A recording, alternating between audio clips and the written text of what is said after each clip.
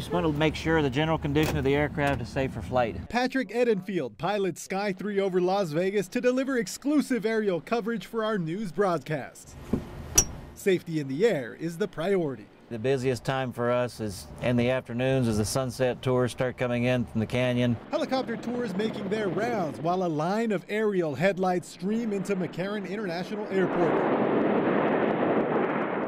Last year alone, McCarran reported 522,000 takeoffs and landings.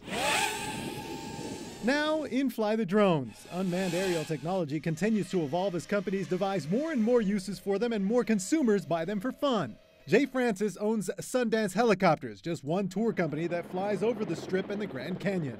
There's over 100 aircraft, helicopters alone, that just give tours of this area, which is enormous considering the size. We fly strict paths. We're all trained on these paths on which way to fly at altitudes and also direction. Mixing the evolution of aviation with what's already in the air is the challenge yet to take flight in our airspace.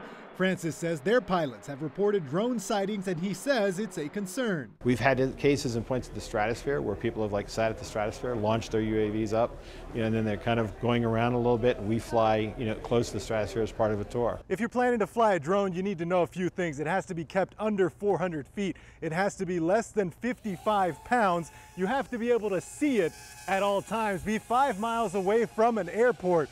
Any other use, including commercial use, needs to be approved by the FAA. The FAA has reported one incident in the valley. A medical helicopter pilot reported almost crashing into a drone during takeoff.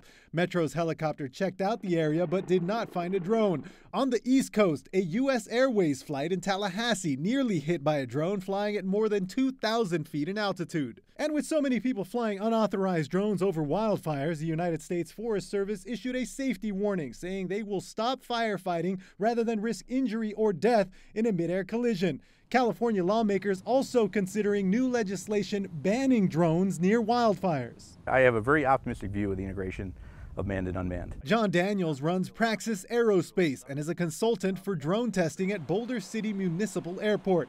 Nevada is one of only 6 states designated by the federal government to test UAVs.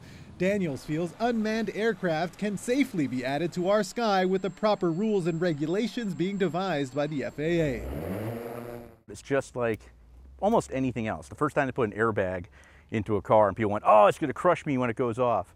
On that sort of technology, we're just not used to it yet. So if you have someone who is well-trained, mature, and being competent, proficient at flight, it's perfectly safe. The FAA expects their proposed rules for commercial integration to be done by the end of this year, but won't be finalized until next year. Until then, Edenfield tells us with or without regulations in place, it's up to everyone to stay alert and keep eyes on the sky to avoid a tragedy. It's our responsibility, ultimately, the pilot's responsibility, to avoid a collision. Sergio Avila, News 3.